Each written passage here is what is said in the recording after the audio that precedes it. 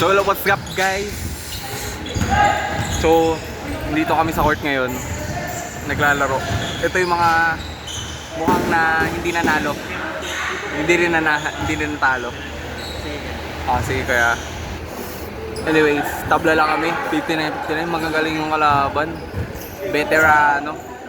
Shit. So, ewan ko daw, nag-aano eh. Di ba tag-iisang game lang? May laro pa ba mamaya kuya? Until 10 talaga to? Until 10. Okay. Ay, pwede pa. Paano kayo uwi? Grab lang kami. May pera naman ako eh. Sabay yung teacher. Sige kuya. Ay, wait lang, kunin ko lang yung ano ko kuya. Yung wallet ko. Oo. Baka wala na talaga tayong bayad. Uy, paano mag-drive ha? Okay ah. Mabilis na pero importante yun eh. Sa Friday na. Apo. Kuya ba? Ay, wait lang kuya. Kuya, yung wallet ko. Ito pala yung nagaganap. Ano ba plan ka? Oo po. Ano, para...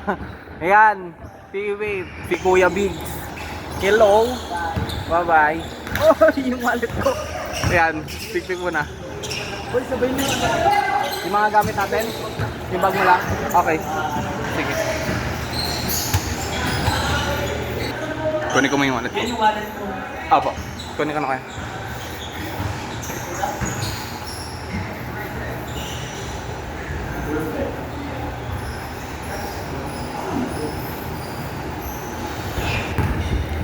So update, ito ang naganap.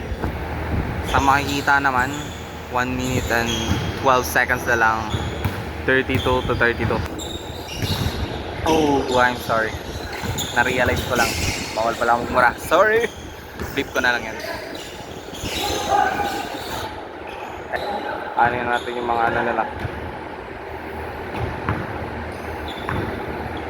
Yung mga kalaro natin. Oh, di ba?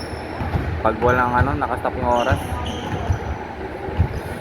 Shebal.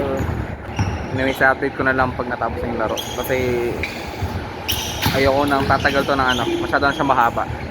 For day 4. Natalo ako! Hindi kami magkakampi ngayon. Ano? Ayun lang yun? 49 tapos 57 nata yun. So mga 8 na ano, point gap. So ngayon, papahinga. Time check, 8:59. Matatapos kami hang 10 dito, so meron pang isang game. Kaya pa. Yan. Hello, what's up guys? Ito yung mukha ng pagod na natalo. Okay? Isang draw, 2 talo. Okay lang yan. Humbling experience siya. Promise.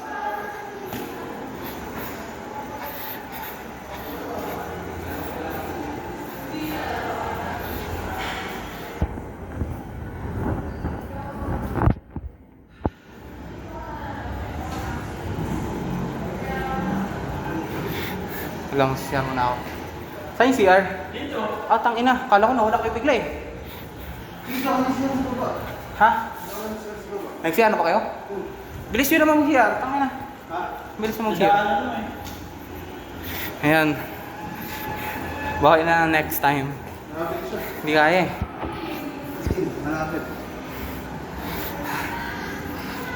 Kapagod. Ay na. Pagdating ko na lang sa bahay, doon na natin nanin yung questions and ngayon. Ayan. Yung mga mukha ng mga pagod. Hayop.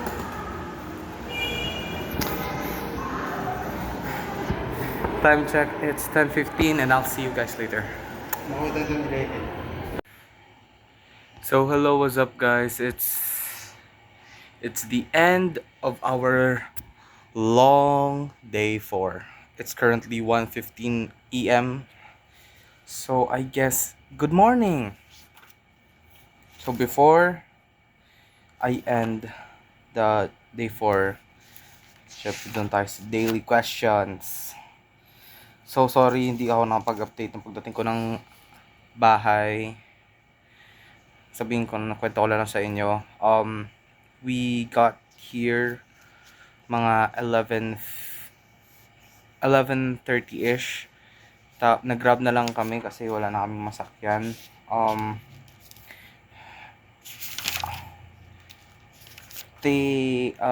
Pagdating namin dito, kumain ako. I was very hungry, very tired, nahihilo. Although I can't hindi pa ako pwedeng, I can't quit now. Yun. Kasi I still have a lot of work to do. Saan yung mga questions? Yes, the vlog, may pupuntahan pa akong museum bukas. Magso-solo ako. Because, yun nga, kumuha ko ng lisensya ngayon. Well, student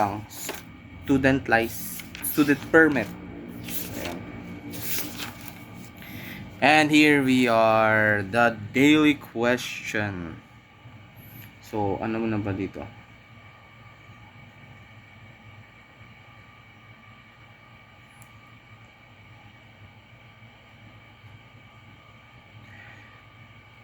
If I'm not wrong, it's what are the activities you do to learn and cope up.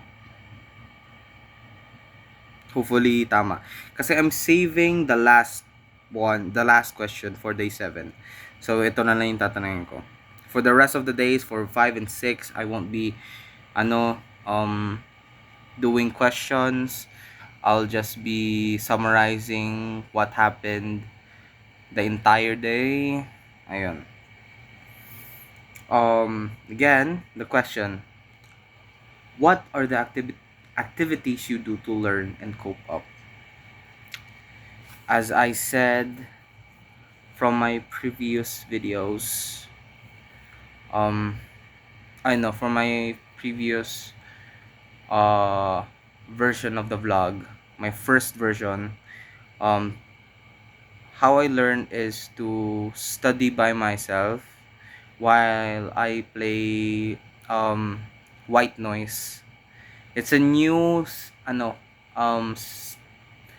type of studying activity na tumutulong sa akin to focus, since playing music like my lyrics, parang ina-analyze rin ng utak ko yung music, so I can focus much.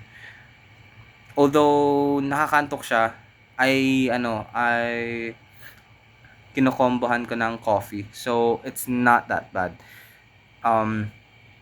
Other thing is, I use this app called Gizmo. I'm not sponsored. I'm just saying na it's a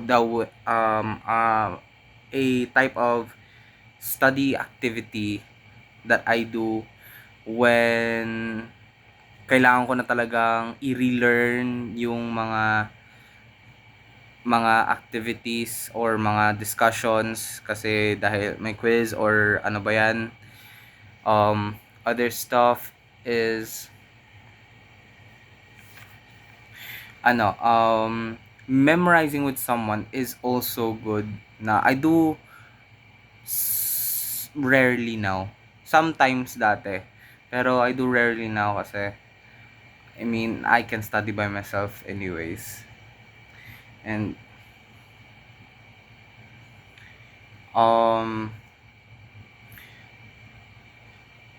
to cope up, I do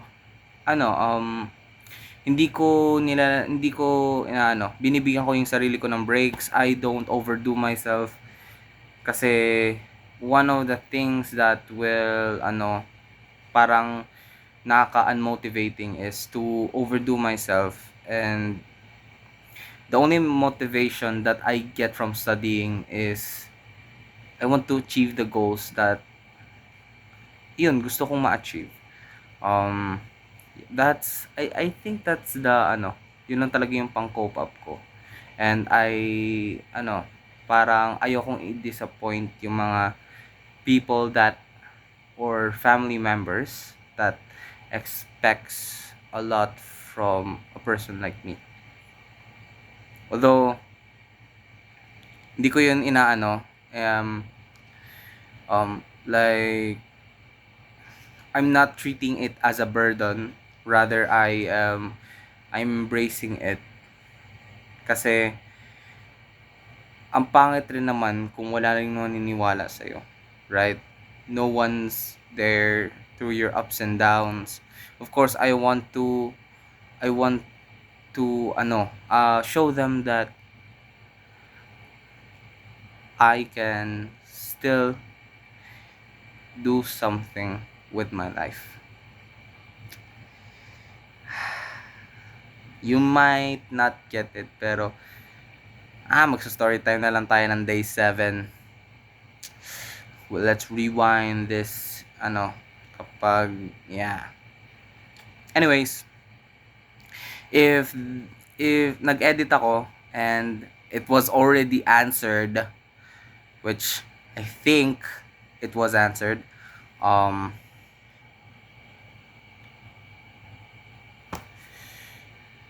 ikakat ko na lang, and if not, I'll stay it. Pero I think hindi pa natin nasagutan just in the previous the first version of the vlog. Anyways, it's currently 1:23 and I'm super tired, drained na talaga. Napagod ako sa laro namin kanina. I don't know what to think, to do, blah blah blah. Anyways guys, thank you for watching up to this point. I'm very tired. I think you know that already.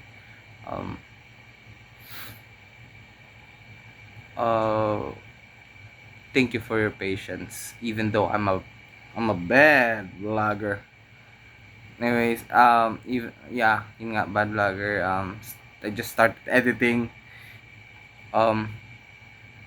But it's something that is also exciting, a humbling experience.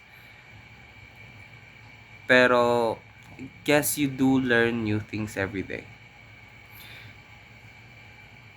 A ton of new things to learn. So, good night everyone. I'll be seeing you on day 5. Have a great day.